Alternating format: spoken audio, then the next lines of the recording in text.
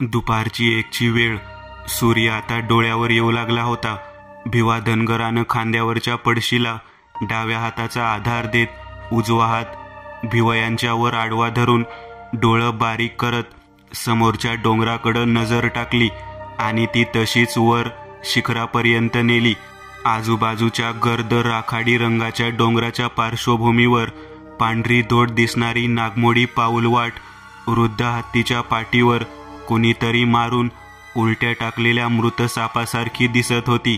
उंच माथ्यावर दिसणारं वेताळाचं पांढरं शुभ्र देऊळ उन्हात हिऱ्यासारखं चमकत होतं.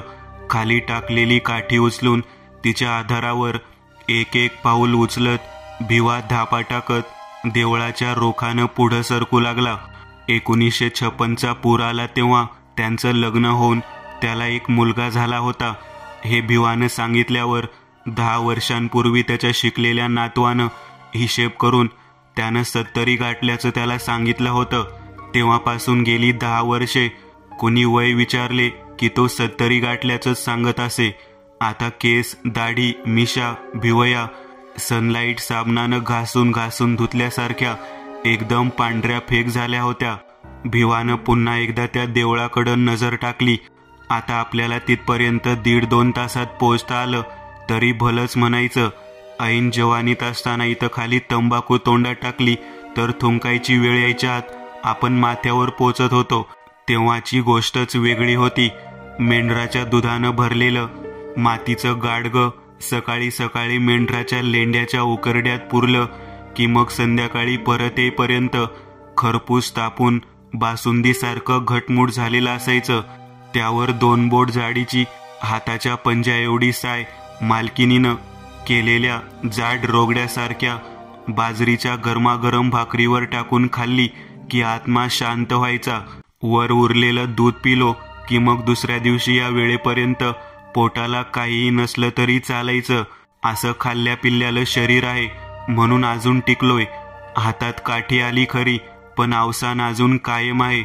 बानं मरताना ठेवलेल्या 1 खंडी मेंढराची आपण 10 खंडी मेंढरं केली. घरात कधी कुणाला उघडं वागडं पडू दिलं नाही, उपाशी मरू दिलं नाही. 3 पोरींची लग्न बार उडवून केली. पोरी सुखी घरात दिल्या. पोराला दूध पाजून घरच्याच मेंढराची मटण चारून ह्यो बलदंड केलं.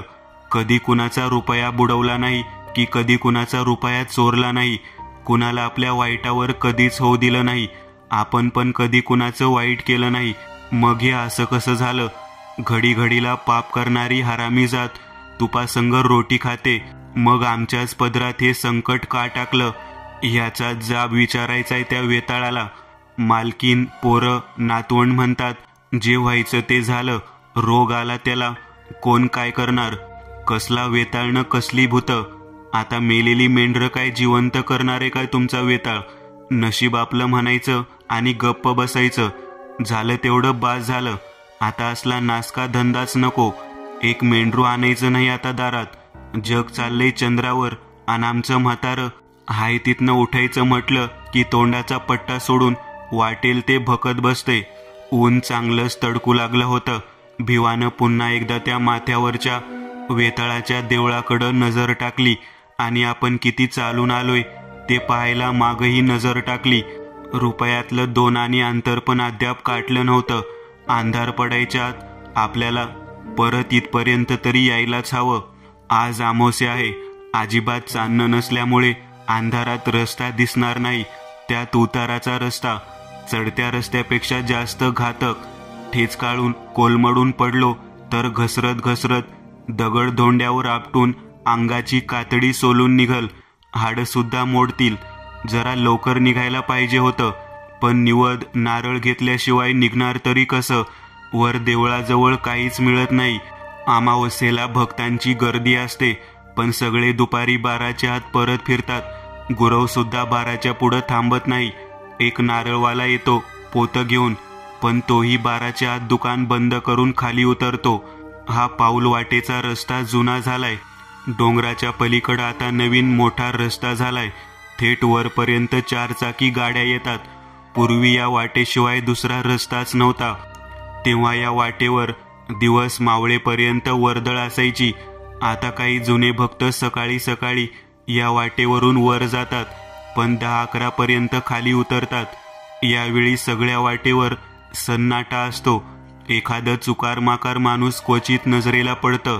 दुष्काळाच्या दिवसात आभाळात चुकून दिसणाऱ्या काळ्या ढगासारखं। ए वनवास्या, कुठं चाललाय उन्हातानात रखडत? वेताळाच्या देवळाकडं। अचानक आलेल्या चिरक्या कर्कश आवाजानं भिवा दचकला। त्यानं भयभीत नजरेने आजूबाजूला पाहिलं, कुणीच दिसेना। तेव्हा त्याचं काळीज लचकलं। आज अमावास्या। त्याने ऐकलं होतं, काही रानदांडगी भूतं या दिवशी रात्रीच्या अंधाराची वाट पाहत नाहीत, दिवसा ढवळ्या प्रकट होतात। त्याचं काळीज जोरानं धडकू लागलं। तो झपाटल्यासारखा आपली भित्री नजर चौफेर फिरवू लागला।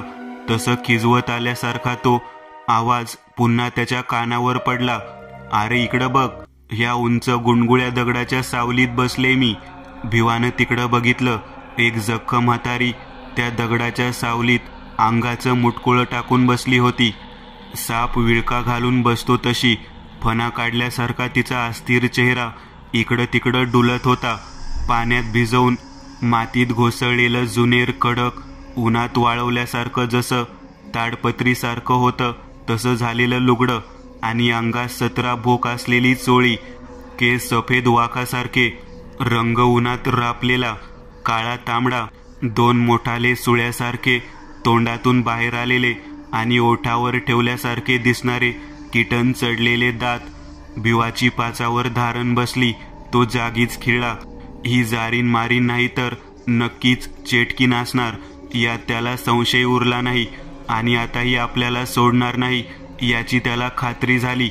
तिनं भिवाची अवस्था ओळखली असणार। ती जबडा वासत खिदळली आणि म्हणाली, आर भित्रटा, ये इकडं, मी भूत नाही। तरी भिवाचा पाय जागेवरून हालना। त्यानं सभोवार पाहिलं। नजर जाते तिथपर्यंत माणसाची निशाणी दिसत नव्हती। मग त्यानं विचार केला, ही भूत नाही म्हणते, पण समजा भूत असली तर आपण कितीही प्रयत्न केला तरी आता हिच्या तावडीत सापडलोय। पळावं म्हटलं तरी पायात पहिला जोर राहिलेला नाही। त्यापेक्षा जावं तिच्याकडं, काय म्हणते ते तरी बघावं। तो लटलटत्या पायात अवसान आणून तिच्या जवळ पोहोचला। तो जवळ येताच तिनं खाचा झालेले डोळे त्याच्या डोळ्याला भिडवले आणि म्हणाली, मी भूत नाही, मी वेताळाची आई आहे। भिवाला दरदरून घाम फुटला। तो डोळं वासून तिच्याकडं बघतच राहिला। ती त्याला पुढं म्हणाली, बस खाली, घाबरू नकोस। आधी वेताळाला आणलेला निवड ठेव माझ्या पुढं। तो नारळ फोड त्या तिथल्या दगडावर, पण जपून फोड। त्या जर्मलच्या तवलीत पाणी धर आणि मला प्यायला दे, आणि हां, ती आणलेली दक्षिणा पण ठेव इथंच। भिवाची बोबडीच वळली। कसा तरी प्रयत्न करून तो म्हणाला, मग त्या वेताळाला काय देऊ? त्याला सांग तुझ्या आईला निवदनं नारळ दिलाय। तो काही सुद्धा म्हणणार नाही, तुझं काम होणार। मी सांगते त्याला करायला। आज अमावास्या आहे, त्याला खूप निवदन नारळ मिळालेत, त्याची भूक भागलीये। आता तू माझी भूक भागव, ती म्हातारी दरडावत म्हणाली। पण भिवा नेट धरून तिला म्हणाला, मग वेताळा पुढं रिकाम्या हातानं कसं जाऊ? म्हातारी मोठ्याने हसली। भिवाच्या कानाचे पडदे फाटल्यासारखे झाले। ती हसत हसतच म्हणाली, अरे तेच सांगते मी, मला दिल्यावर त्याला काय पण द्यायची गरज नाही, आणि त्याला भेटायला वर देवळात पण जायची गरज नाही। मी सांगते त्याला तुझं काम करायला, काढ लवकर निवद नारळ आणि दक्षिणा। शेवटचं वाक्य ती संतापल्यासारखी म्हणाली, तरी भिवा काही काढत नाही। हे बघून तिनं शेजारी पडलेली काठी उचलली आणि त्याच्यावर उगारत ओरडली, उठ मुर्द्या, जा भिकारड्या, तुझं काम कसं होतंय बघते मी। तुझ्या सगळ्या घरावर नांगर घालून फिरवायला सांगते माझ्या पोराला। भिवाच्या पोटात गोळाच उठला। त्यानं आणलेला निवद थरथरत्या हातानं फडक्यातनं काढून तिच्या पुढं ठेवला। तिनं त्यातलं एक झडप घातल्यासारखा उचलला आणि गपागप गिळल्यासारखा खाऊन टाकला। दुसरं निवद जवळच्या पिशवीत कोंबलं। भिवानं नारळ पण जपून फोडला आणि पाणी नीट तवलीत धरून ती तवली व फोडलेला नारळ तिच्या पुढं ठेवला। तिनं तवली उचलून तोंडाला लावली आणि मचमच करत सारं पाणी पिऊन टाकलं। मग त्या मिट्ट लुगड्याच्या पदरानं तोंड पुसून तिनं पुढचे दात नारळाच्या करवंटीच्या आत घुसवून तुकडा काढला व तो चगळत ती म्हणाली, दक्षिणा ठेव. भिवानं 10 रुपयाची नोट समोर ठेवली. ती तिनं नीट कनवटीला लावली आणि पुढं म्हणाली, हां बोल आता. घडा काय काम आहे वेताळाकडं? ते दृश्य बघून भिवाला खात्री पटली की ही नक्कीच वेताळाची आईच असणार. हात जोडून तिच्या पुढं डोकं टेकवत तो म्हणाला, मी प्रत्येक वर्षी जत्रेला येतो. वेताळा पुढं मेंढा कापतो किंवा जत्रा चुकवली नाही. मग माझी सगळी मेंढरं साथीच्या रोगात का मारली वेताळानं? हेच विचारायला चाललोय. म्हातारीनं भिवाचं बोलणं नीट ऐकलं आणि म्हणत काठी उचलली. त्या काठीनं खालच्या मातीत ती बराच वेळ रेघोट्या मारत बसली. भिवा टक लावून बघत बसला. अचानक काठी आपटत भिवाकडं बघत ती म्हणाली, ह्यात माझ्या पोराची काहीच चुकी नाही. तुझी पोरं चुकल्यात, टिंगल्या उडवत्यात काय? तरी माझ्या पोरानं त्यांची चुकी माफ करून नुसती मेंढरच मारल्यात. पोरं वाचवली तुझी. उद्यापासून तुझ्या पोराला रोज निवद, नारळ आणि दक्षिणा घेऊन माझ्याकडं पाठव. मी असो वा नसो या दगडाजवळ ठेवून जायला सांग. मी सांगेन माझ्या पोराला आणि तुझं कल्याण करीन. जा आता घरी. वर देवळात जायची गरज नाही आता तुला. उठ इथनं. भिवानं हात जोडून माथा टेकवत पुन्हा नमस्कार घातला आणि तो उलट पावली परतू लागला. तो मनात विचार करू लागला, आपलं कोणत्या तरी जन्मीचं पुण्य म्हणून प्रत्यक्ष वेताळाची आई भेटली. तिनं आपण ठेवलेला निवद आपल्या देखत खाल्ला, नारळाचं पाणी पिली, खोबरं खाल्लं. कधी एकदा घरी जाऊन मालकिनीला आणि पोराला सांगतोय असं झालं त्याला. पण एका गोष्टीचं त्याला नवल वाटलं. ती वर देवळात वेताळाकडं जाऊ नको का म्हणाली आणि तर मध्येच रस्त्यात का बसलीये? आपण तिला विचारायला पाहिजे होतं. पण तिचा अवतार बघून आपलं डोकं सुन्न झालं होतं. इथवर आलोय तर वेताळाचं दर्शन घेऊन येतो असं का म्हणालो नाही? नको, आपलं चुकलंच. वर देवळात जाऊनच येऊ. 150 पावलं तर उतरलोय. माघारी जाऊ, वेताळाच्या आईला विचारू आणि जाऊन येऊ असं म्हणून तो पुन्हा माघारी फिरला आणि चढतीला लागला. तेवढ्यात मोठा आवाज झाला आणि वेताळाची आई बसली होती तो दगड घरंगळत खाली येताना त्याला दिसला. तो घाबरला आणि बाजूला सरकून त्या दगडाला वाट करून देऊ लागला. पण दुर्दैवाने तो दगड त्याच्याच अंगावर येऊ लागला. भिवाला काहीच सुधारलं नाही. तो दगड त्याच्या अंगावरून त्याला चिरडत वेगानं खाली घसरत गेला. दुसऱ्या दिवशी पेपरमध्ये बातमी आली. वेताळाच्या देवळाकडे जाणाऱ्या पाऊलवाटेवर असलेला मोठाच्या मोठा दगड दुर्दैवाने काल दुपारपर्यंत घरंगळला आणि त्याखाली एक म्हातारी चिरडून मेली. ती वेताळाच्या गुरुवाची आई होती. वर जाणाऱ्या भक्तांची संख्या रोडावल्यामुळं तिला प्रत्येक अमावास्ये दिवशी तिचा मुलगा घरादाराचं पोटपाणी भागावं म्हणून त्या दगडाजवळ बसवायचा आणि तिला निवद, नारळ न दक्षिणा गोळा करायला लावायचा. रोज कुठे ना कुठे बसवून तिला पैसे मिळवायला सांगायचा. ती ऐकत नसे तेव्हा तिला उपाशी ठेवायचा. तो दगड खाली घरंगळताना अजून एका वृद्ध माणसाला चिरडून गेला. त्याच्या प्रेताची अजून ओळख पटलेली नाही. पोलीस तपास चालू आहे. दुसरी कथा. आकरीत.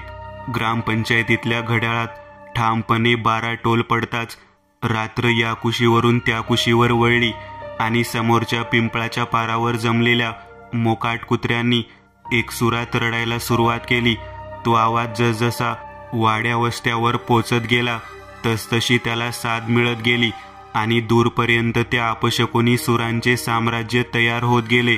भैरटाबाने भजन आटोपते घेतले व टाळ कुंटीला अडकवले आणि अंथरुणाची वळकटी पसरली. 3 गुंड्यांचा शर्ट काढला आणि त्याच खुंटीवर टाकून त्याने आपले आंबलेले अंग उबदार अंथरुणावर पसरले. ग्रामपंचायतीच्या एक अंगाला 4 खोल्यांची माळवद असलेली 4थीपर्यंतची शाळा होती आणि दुसऱ्या अंगाला रामाचे दगडी देऊळ होते. कधी काळी कुणीतरी बांधलेल्या त्या देवळाच्या गाभाऱ्यात राम, सीता, लक्ष्मण आणि समोर हात जोडून चौड्यावर एक पाय मुडपून बसलेल्या हनुमानाची मूर्ती होती. त्या 4ही मूर्त्या कोणातरी कुशल शिल्पकाराने अस्सल पत्थरातून अत्यंत रेखीवपणे प्राण ओतून जिवंतच भासतील अशा घडवल्या होत्या. गाभारा जेमतेम 6 फूट उंच होता आणि त्या मूर्त्या गाभाऱ्याच्या मानाने खूपच मोठ्या होत्या. रामाचा मुकुट तर जवळजवळ गाभाऱ्याच्या छताला टेकलेला होता. त्या गाभाऱ्याला एकही खिडकी नव्हती. ऐन उन्हाळ्याच्या दिवसात सुद्धा तिथे आत थंडगार अंधार भरलेला असायचा. गाभाऱ्याच्या दगडी चौकटीतून आत शिरताना लहान मुले हमखास दचकून रडकुंडीला यायचीच, पण एकटा दुकटा गावकरी पण आत जायला घाबरायचा.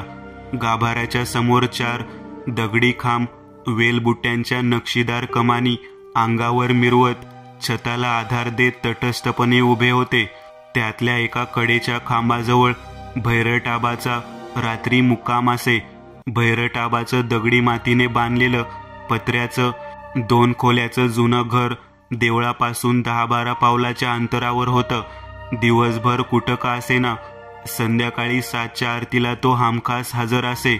आरती झाली की घरात असेल तो भाकर तुकडा खाऊन तो अंथरून पांघरून आणि टाळ घेऊन मंदिरात परत येत असे आणि एकटाच झोप अंगावर धावून येईपर्यंत टाळ वाजवत भजने म्हणत बसत असे. सकाळी 6च्या दरम्यान उठून आंघोळ करून तो पुन्हा सकाळी 7च्या आरतीला न चुकता हजेरी लावत असे. एकदा आरती झाली की मग तो गावात वस्त्या वाड्यावर कुठेही मनात येईल तिथे भटकत असे. कुणाचा सोपा झाडून दे, कुणाच्या जित्राबांना पाणी पाज, कुणाचं दळण दळून आण, कुठं खड्डा खणून दे, कुणाची लाकडं फोडून दे, असली सटरफटर कामे करून कुणी काय दिलं तर खात पीत गप्पा मारत तिथंच बसे. एखादा माणूस किंवा एखादी आईबाय 2-4 रुपये द्यायची, ते गपगुमान घेत समाधानानं हसत असे. एवढंच का न तेवढंच का असले शब्द त्याच्या तोंडून कधीच निघायचे नाहीत. ह्याची चाडी त्याला आणि त्याची चाडी ह्याला, असली लावालावी त्यानं जन्मात कधी केली नाही. बरं, गावातल्या कोणाच्या नसत्या पंचायती पण त्यानं कधी केल्या नाहीत. तुमचा पोरगा काय करतो, पोरीचं कसं चाललंय, असल्या फाजील चौकशा सुद्धा करत नसे. त्याच्या आवडीचा विषय म्हणजे राजकारण, गावाचे नव्हे देशाचे. दुसरा आवडीचा विषय म्हणजे देवादिकांच्या चांगल्या वाईट कृत्यांचा पाढा वाचणे. माणसं त्याच्या त्या गप्पाला कंटाळून त्याच्या बोलण्याकडे दुर्लक्ष करून आपापल्या कामात गुंतली की तो तिथून आपला मोर्चा दुसरीकडे हलवत असे. कुणीही कसलाही प्रश्न केला की तो पहिल्यांदा कानाला हात लावून "हां, काय म्हणता?" असे विचारत असे. त्यामुळे लोक त्याला भैरट म्हणून संबोधित असत. त्याची बायको धुरपी, ती सुद्धा त्याला मोठ्यानं "ऐ भैरटा" म्हणूनच हाक मारत असे. भैरटाबा साधा भोळा माणूस, कधी कुणाचं काय उचलणार नाही, कुणाला काही मागणार नाही. जे नशिबात आहे ते मिळणारच. उगाच आटापिटा कशाला करायचा या ठाम मताचा. 40शी गाठली पण त्याला मुलबाळ झालं नाही. त्याची बायको धुरपी दिसायला 4 जणींसारखी होती. ती होती 30-35 वयाची. दर मंगळवारच्या बाजारा दिवशी ती आदल्या दिवशी आणून ठेवलेल्या देशी दारूच्या बाटल्या विकायची. त्या पिण्याची सोय तिच्या घरातच करायची. प्रत्येक बाटलीमागं कमीत कमी 15 रुपये मिळवायची. शेंगदाणे, फुटाणे, उकडलेली अंडी, शेव, चिवडा आणि सिगरेट, बिड्या, दारू पिणाऱ्यांना विकून आणखी चांगलीच कमाई करायची. तिचे शेंगदाणा, लसूण, हिरव्या मिरचीच्या ठेच्याचे तिखट पेढे तर खूप खपायचे. आषाढ महिन्यात मर्याईला बोकड कापायची झुंबड लागायची. तेव्हा तर तिच्या रोजच्या वरच्या कमाईचा आकडा 4 अंकी असायचा. सणासुदीला सुद्धा धंदा चांगलाच व्हायचा. शेजारच्या आयाबाया तिच्या नावानं बोटं मोडायच्या, पण तिच्या फटकळ तोंडाच्या नादी कुणीच लागायचे नाही. मंगळवार उजाडला की त्या आपापसात कुजबुजायच्या. आता होतील धुरपीचे पांडव गोळा, चांगल्या मरणानं मरायची नाही रान. आषाढात आणि सणासुदीला पांडवांची संख्या आणखी वाढायची. मग शेजारच्या बाया लेकीबाळींना अंगणात सुद्धा फिरकू द्यायच्या नाहीत. धुरपीला सगळे नाद होते. ती तंबाखू खायची, सिगरेट फुकायची, दारू पण प्यायची. मात्र कोणी दारुडा अंगचाटीला येऊ लागला की त्याला खड्या आवाजात सुनवायची. "अरे मुडद्या, तिकडं तुझी बायको कुणासंग थेर करत बसलीये, बघून ये. तू हांडग्या भोकाचा आहे म्हणून ती रोज एक नवा दादला हुडकतीये आणि तू माझ्या अंगचाटीला येतोस काय? दारू प्यायला पैसे पण तिच्याच असल्या रान कमाईची आणतोस का नाही? खरं सांग. अशी आबरूची खेटर झाल्यावर तो दारुडा आणि तिथं असणारे इतर पेताडे सुद्धा पुन्हा तिची खोड काढायला धजवायचे नाहीत. त्या दिवशी भैरट आबा मात्र घराकडं फिरकायचाच नाही. अंथरून पांघरून देवळातच ठेवून टाळ वाजवत भजन गात बसायचा. ह्याची धुरपीला सुद्धा स्पष्ट कल्पना होती. मग ती धंदा बंद करताना तिला आवडला तर त्यापैकी एखादा पांडव त्या रात्री सोबतीला ठेवून द्यायची. एके दिवशी पोटाची सोय झाली नाही तेव्हा दुसऱ्या दिवशी सकाळी सकाळी भुकेनं व्याकुळ झालेला भैरट आबा धुरपी इकडं तिकडं रोजच्या कामात गुंतलेली बघून टोपल्यातली शिळी भाकर घाईघाईनं उचलून त्यावर चटणीचा फुपटा घेऊन खाऊ लागला. तेवढ्यात ते धुरपीनं बघितलं. ती बांगड्या मागं सारत त्याच्या अंगावर जात मोठमोठ्याने ओरडू लागली. मसन्या, दिवसभर बोंबलत फिरताना आणि मिळालं ते खाताना बायकोची आठवण येत नाही. आणि आता खादगीला कमी पडल्यावर टोपल्यातलं चोरून खातोस काय? ठेव ती भाकरी टोपल्यात आणि जा फास घे. जगून उपयोग नाही तुझा. तू मेल्यावर येईन मी वांजतरी लावून तुझा मुर्दा उचलायला आणि ही भाकरी बी आणीन मसन वाटेवर तुला घास ठेवायला. भैरट आबा तोंड फिरवून तसाच तिच्याकडे लक्ष न देता निर्लज्जासारखा तुकडं चघळू लागला. तेव्हा धुरपीच्या तळपायाची आग मस्तकाला गेली. तिनं कोपऱ्यात ठेवलेलं खुरपं उचलून त्याच्या दिशेने रागात भिरकावलं. ते नेमकं नेम धरून मारल्यासारखं आबाच्या पाठीत घुसलं. आबा जीवाच्या आकांतानं कळवळून "अगं आई ग" म्हणत हातातली भाकरी टाकून उठला. हात मागं नेऊन त्यानं ते खुरपं उपसून काढलं. तशी त्याच्या पाठीतून रक्ताची धार खाली धोत्रापर्यंत ओघळू लागली. आबा कासावीस झाला तरी धुरपी अजून वाचवा बोलतच होती. आबाच्या सहनशीलतेचा अंत झाला. त्याचा स्वतःवरचा संयम सुटला. त्याच्या धमन्या धमन्यातून क्रोध शरीरभर पसरू लागला. डोळे लाल भडक झाले. तो एखाद्या कर्दन काळासारखा तेच खुरपे उगारून धुरपीच्या अंगावर धावून जात ओरडला, "थांब मुंडगे, भटक भवाने, तुझी जीभच मुळातून तोडून टाकतो." धुरपीला त्याचा आजचा अवतार वेगळाच वाटला. ती हादरली. हातातलं काम टाकून भीतीने ओरडत बाहेर पळाली. "वाचवा वाचवा, ह्यो भैरट माझी मान कापायला निघालाय." सतत वसावसा कुणावर तरी बोंबलत घाणेरड्या शिव्या देणाऱ्या चौचाल धुरपीच्या तोंडातून भीतीनं बाहेर पडलेले शब्द ऐकून आश्चर्य करीत आजूबाजूचे गावकरी हातातली कामे टाकून तिचे नाटक बघायला घराबाहेर आले. बघतात तर काय, त्यांचा विश्वासच बसेना. धुरपी घाबरून इकडं तिकडं सैरावैरा पळते आणि रक्तानं पाठ ओली चिंब झालेला भैरट आबा हातात खुरपं घेऊन तिच्या मागं धावतोय. धुरपीला सगळे चांगले ओळखत होते, पण आबासारखा समजूतदार गरीब स्वभावाचा माणूस चवताळलेला बघून लोकांना विचित्र काहीतरी बघितल्यासारखे वाटू लागले. त्यात त्याची रक्ताने भरलेली पाठ बघून हे राक्षसी कृत्य धुरपीचेच असल्याची लोकांची खात्री झाली. दोघा तिघांना त्याची दया येऊन त्यांनी आबाला कवळ्यात धरलं आणि त्याच्या हातातलं खुरपं काढून घेतलं. कोणीतरी घरातून हळद आणून त्याला उघडा करून त्याच्या जखमेत हळद भरली आणि त्याला प्राथमिक आरोग्य केंद्रात घेऊन गेले. जाता जाता लोक त्याला समजावून सांगत होते, "आता झालं ते झालं. झुडूप तोडायला खुरपं मागितलं होतं म्हण, ते टाकताना चुकून पाठीत घुसलं. धुरपीनं भांडणात फेकून मारलं असं सांगू नकोस, नाहीतर सगळंच लांबड लागल." आबाने विचार केला आणि तसंच डॉक्टरला सांगितलं. मग डॉक्टरने इंजेक्शन दिलं आणि मलमपट्टी करून घरी जाऊन विश्रांती घ्या म्हणून सांगितलं. आबा घरी आला. धुरपी घरात नव्हती. त्यानं अंथरून पांघरुणाची वळकटी घेतली आणि देवळात जाऊन झोपला. त्याचे डोके संतापाच्या धगीत पेटून उठले होते. तो विचार करू लागला, आजवर सारं सहन केलं, आता नाही करायचं. कोण कुठली अवदसा, तिच्या साऱ्या चुका आपण नजरेआड करत आलो. आज सुधारेल, उद्या सुधारेल म्हणत स्वतःला समजावत राहिलो, पण ती रांड अशी सुधारायची नाही. आजवरच्या सगळ्या चुकांची शिक्षा तिला द्यायची. होय, द्यायलाच पाहिजे. त्या तिरमिरीत तो उठला आणि घराकडं निघाला. कोपऱ्यावर आडमुडी दडलेली धुरपी आबा देवळात गेलेला बघून घरात आली. ती मनातून खूपच घाबरली होती. आपल्या हातून अक्षम्य चूक झाल्याची भावना तिच्या मनात निर्माण झाली. तिच्या डोक्यात विचारांचं चक्र सुरू झालं.